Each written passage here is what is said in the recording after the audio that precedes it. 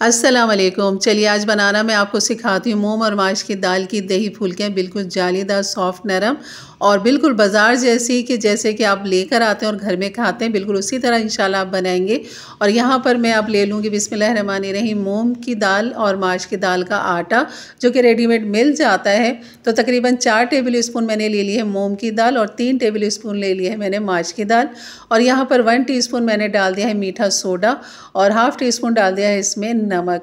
ये मैं ये कह लें कि एक डिश के हिसाब से आपको बनाना सिखा रही हूँ कि जैसे अगर आपने एक डिश दही फुल्कियाँ बनानी है तो आपने इस तरह इतनी क्वांटिटी में लेना है। अगर बहुत सारी बना के फ्रीज़र करनी है तो आप उस तरह भी कर सकते हैं। तो यहाँ पर मैं इसको थोड़ा थोड़ा सा पानी डाल के इसका बैटर तैयार कर लूँगी, क्योंकि ये दाल है तो ये थोड़ी फूलती हुई, तो आपने इसको रखना। ये देखिए थोड़ी सी ये ठीक हो गई है। 10-15 मिनट के बाद मैंने इसे रखा था, 10-15 मिनट, और उसके बाद थोड़ा सा पानी डाल के इसको थोड़ा सा सॉफ्ट नरम कर लूँगी और खूब अच्छा से इसको मैं फेंटूँगी।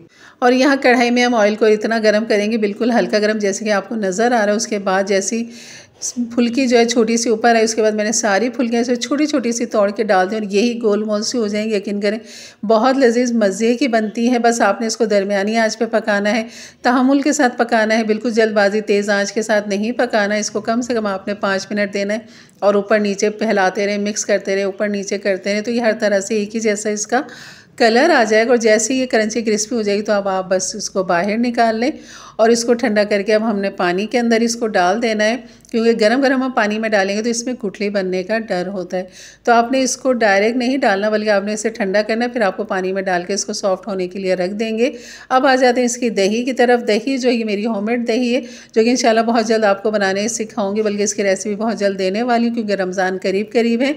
तो आप घर में ही दही को जमाइए, महंगाई से बचिए और घर में दही जमाइए, बेहतरीन दही जम जाती है। यहाँ मैंने 1 पाव दही ले लिए और इसमें 1 टेबल स्पून मैंने चीनी डाल दी है और यहाँ पर चुटकी जो है मैं नमक डाल दूँगी, ताकि एक अच्छा सा मीठा और जो नमकीन का फ्लेवर होता है ना, वो बहुत अच्छा सा निकल कर आता है।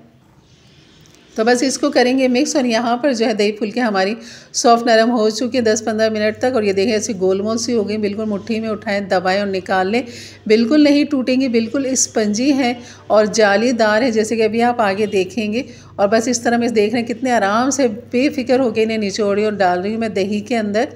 तो दही को थोड़ा सा आपने पतला रखना है, क्योंकि इसके बाद ये दही में जब जाती है ना तो दही का पानी ये मतलब अंदर लेती है, उसके बाद ये दही थिक हो जाती है। जैसे कि अभी ये देखिए इतनी सॉफ्ट नरम है, दही भी लिक्विड नज़र आ रही है, लेकिन जैसे जैसे वक्त गुजरेगा ये थिक हो जाएगी।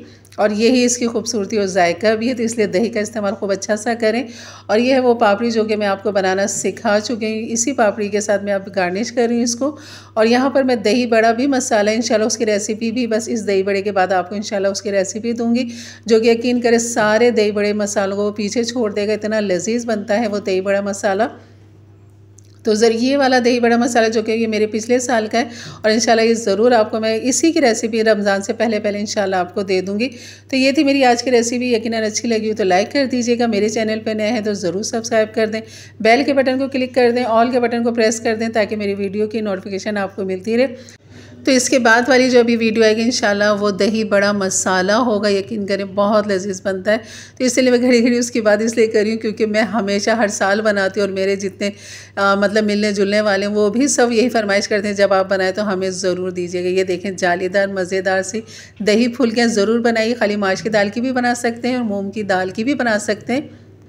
इजाज़त दीजिए, अपना ख्याल रखें, अल्लाह हाफ़िज़।